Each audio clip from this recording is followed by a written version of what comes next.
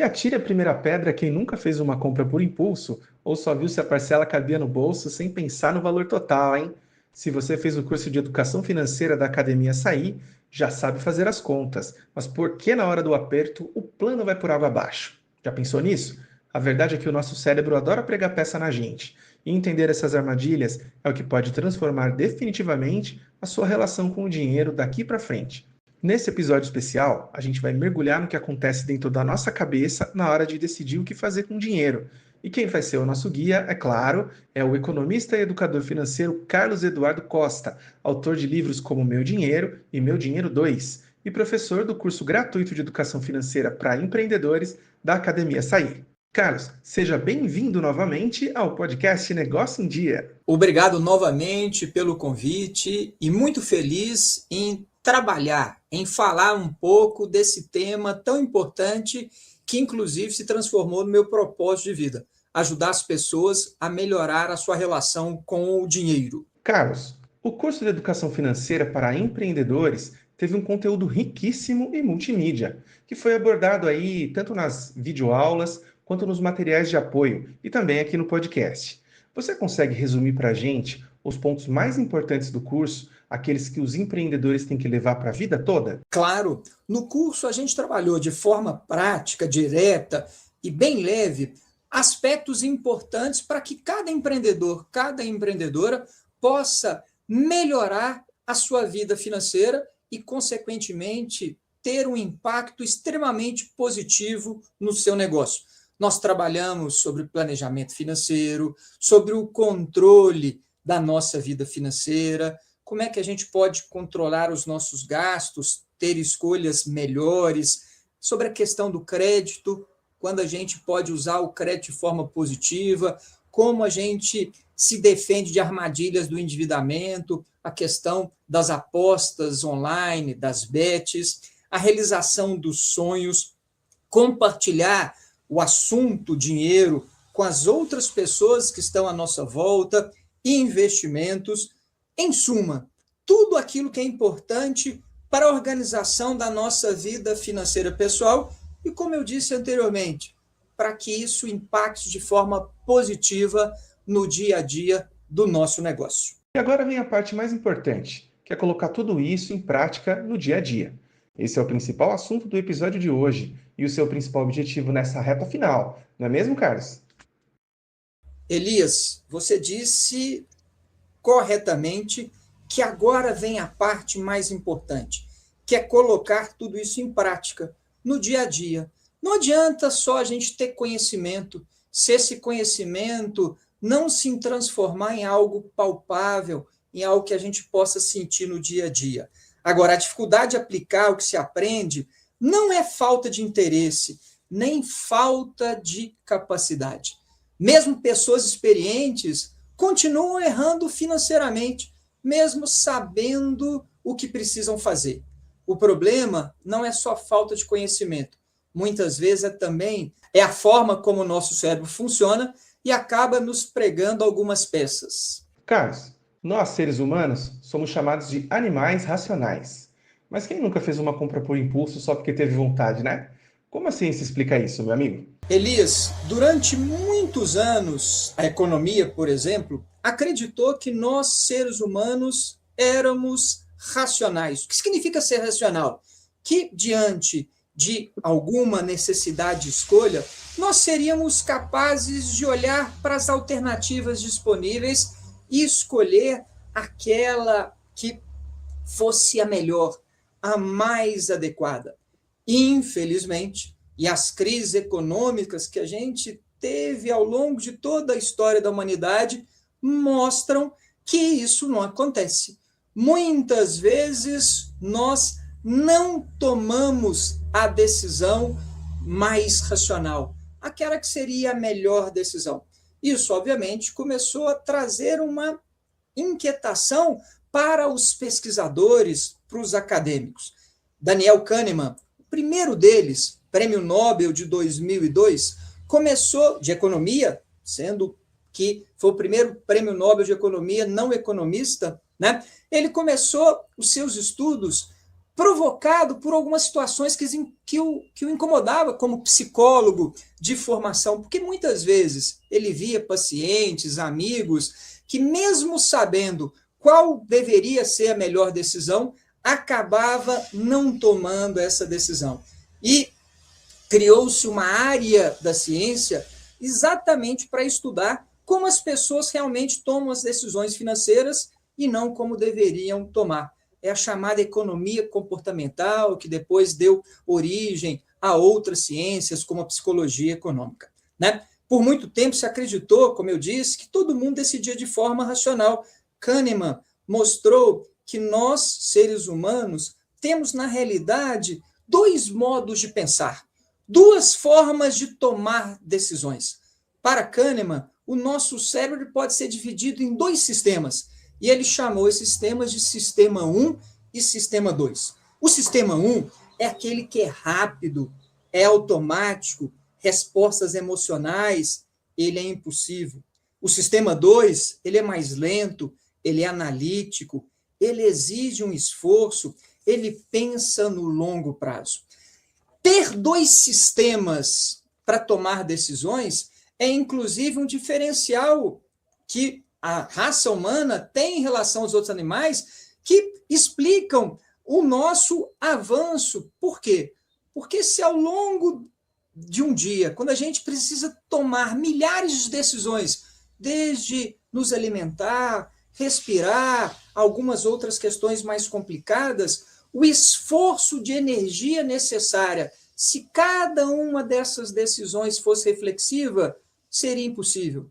Nós não teríamos fonte de alimento suficiente para todo o gasto energético que a gente precisaria. Então, o sistema 1 é uma forma de economizar energia. E no dia a dia de cada empreendedor, de cada empreendedora, esses sistemas, eles se mostram. Né? O sistema 1, por exemplo, é quando a gente pensa, tenho que aproveitar essa promoção, depois eu vejo como faço para pagar isso, essa parcela cabe no meu bolso. Já o sistema 2 seria aquele onde eu preciso sentar, anotar, calcular, planejar. O grande problema é que no dia a dia corrido do empreendedor, da empreendedora, de todos nós, quase sempre quem manda é o sistema 1, esse mais automático. E o principal problema é que nós achamos que nós estamos utilizando o sistema 2, aquele mais reflexivo, e não estamos. Perfeito, Carlos. Agora vamos lá. O nosso cérebro, ele adora economizar energia e criar atalhos para a gente decidir rápido. Como esses atalhos, que deveriam ajudar a gente, podem acabar se tornando armadilhas mentais? Elias, esses erros financeiros não são aleatórios. E há uma explicação para isso. Né? Como você disse, nós temos alguns atalhos que nos ajudam a tomar decisões mais rápidas. A gente chama esses atalhos de heurísticas, que são, como eu disse, atalhos mentais que o cérebro usa para decidir mais rápido. Eles ajudam, mas também podem levar a erros, principalmente quando eles vêm acompanhados de vieses. O que são vieses? Distorções, Elias, desses atalhos, que fazem a gente errar de forma até previsível. Por exemplo, quando alguém acha que dessa vez vai dar certo. Eu já tentei várias vezes fazer alguma coisa no meu negócio e dessa vez vai dar certo, mesmo eu repetindo um erro antigo. Eu também, muitas vezes, subestimo pequenas despesas diárias ou dou um peso maior para o presente do que para o futuro. Esses atalhos ajudam, mas também nos fazem errar bastante. E todo mundo está sujeito a eles. Qual que é o diferencial? O que pode fazer com que a gente tenha um comportamento diferente é reconhecer a influência dessas heurísticas, desses vieses, e, principalmente, criar formas de nos proteger, criar estratégias práticas no dia a dia que facilitem a tomada de boas decisões e reduzam as chances de nós errarmos. Sabe aquele dia em que tudo deu errado e você pensa, hoje eu mereço um presentinho, hein? Como que faz para segurar a mão e não descontar o estresse do trabalho nas compras por impulso? Você deu um exemplo de um dos maiores vieses que a gente tem, Elias, que é tomar decisões motivadas pela emoção. Quando a gente compra, como recompensa, eu mereço, né? Eu tive um dia tão ruim, eu mereço me recompensar. Ou quando eu uso o meu cartão para aliviar alguma ansiedade que eu estou sentindo, ou até mesmo quando eu faço um empréstimo, que eu estou com medo de ficar sem dinheiro no meu negócio, sem analisar bem as condições. Como é que eu evito as consequências de agir sobre emoção? Primeira estratégia, que a gente chama de regra de esperar 24 horas. Ou seja, evitar tomar uma decisão naquele momento. Porque nesse período de 24 horas, esse sentimento pode diminuir e talvez eu consiga tomar uma decisão de forma mais equilibrada. E, obviamente, uma outra estratégia positiva é evitar tomar decisões quando eu estiver muito cansado, quando eu estiver nervoso ou até quando eu estiver muito eufórico. Ô Carlos, me fala uma coisa. Todo mundo na internet parece que está ganhando dinheiro fácil, fica ostentando viagens, né, bens materiais, essas coisas, né? Agora, como não entrar na onda dos outros e focar no que realmente funciona para a realidade da pessoa? Você tocou num outro viés extremamente importante que pode trazer consequências negativas para a nossa vida, Elias, que é o chamado efeito manada. O que é o efeito manada? Quando eu faço algo porque todo mundo está fazendo, ou porque eu acho que todo mundo está fazendo, né? Então eu gasto muito porque está todo mundo gastando. Eu vou viajar porque está todo mundo viajando. Eu vou seguir algumas modas de negócio, lançar um produto porque está todo mundo lançando, vou fazer um investimento porque está todo mundo investindo naquilo, ou vou fazer uma aposta porque também está todo mundo apostando. Como é que eu evito cair no que a gente chama de efeito manada? Eu tenho que ser mais reflexivo e trazer algumas perguntas chaves importantes. Cabe no meu orçamento esse gasto? É prioridade para a minha realidade? É realmente algo que vai me deixar mais feliz ou as pessoas que estão à minha volta? A gente precisa se lembrar que as redes sociais não mostram a vida real das pessoas, nem a vida financeira. Elas escolhem alguns momentos e que a gente muitas vezes acaba até sabendo que com a questão de inteligência artificial, nem reais aqueles momentos são. Ô Carlos, por que a gente tem o vício de olhar se a parcela cabe no bolso e muitas vezes a gente esquece de ver o tamanho da dívida total no final? Como treinar o olho para não cair nessa armadilha? Esse é um viés também muito impactante que a gente chama de ancoragem. É quando eu olho para um valor e tomo aquele valor como referência, deixando de fazer uma análise mais ampla. E você trouxe um exemplo importantíssimo. Quando eu olho para o valor da parcela, mas não olho qual que vai ser o custo total daquele produto. Eu vejo lá que a parcela é de R$ 100, mas não vejo que vão ser 28 pagamentos de R$ 100. Na realidade, aquilo vai me custar R$ 2.800. Eu olho só a parcela. Ou quando eu até muitas vezes comparo o preço com base em uma promoção antiga e até acho que aquele valor que eu estou pagando hoje é alguma vantagem. Quais são as estratégias que a gente pode utilizar para nos defender desse viés? Olhar sempre o valor total, não somente a parcela. O produto realmente vale aquele custo total? Fazer contas simples antes de decidir. Aquela parcela somada aos outros compromissos que eu já tenho, quanto que vai significar da minha renda? Comparar mais de uma opção, e hoje a gente tem a tecnologia que nos permite comparar em questões de segundos. E, por último, verificar se aquele gasto, se aquela despesa vai comprometer o nosso orçamento. Perfeito. Agora, a gente quer aproveitar o hoje, né? Mas o futuro também conta. Qual que é o truque para começar a guardar um pouquinho sem sentir que está passando vontade de tudo agora? Essa questão de privilegiar o presente em detrimento do futuro, Elias, tem muito a ver até com a nossa espécie. Se a gente imaginar na história da evolução humana, até bem pouco tempo atrás, e na evolução humana, milhares de anos significa pouco tempo, a nossa espécie praticamente se preocupava somente em sobreviver ao dia de hoje. A gente não pensava no futuro, a gente precisava sobreviver do dia de hoje e amanhã, nova luta para sobreviver. Então, ter um futuro é algo muito recente na história da humanidade. E a gente precisa mudar a nossa forma de pensar, porque, inclusive, a gente está vivendo cada vez mais. Esse futuro está se tornando cada vez mais amplo. E os cientistas dizem que as pessoas que vão viver mais de 110 anos já estão entre nós, já nasceram. Então, é deixar de gastar tudo somente com agora. Deixar a reserva e o futuro para depois. Depois eu penso em fazer isso, porque o depois, ele chega. E quais são as estratégias que a gente tem de defesa? Tomar o cuidado com o nosso futuro de maneira automática. Então, de repente, decidir já guardar uma parte da nossa renda de forma automática todo mês, independente de qualquer outra decisão. Tão logo o dinheiro entre, como nós falamos várias vezes ao longo do curso, a gente já dá esse destino. Nós estamos cuidando de nós lá no futuro. E, pessoal, pequenos valores fazem diferença. Ao longo do tempo, esses valores vão se somando.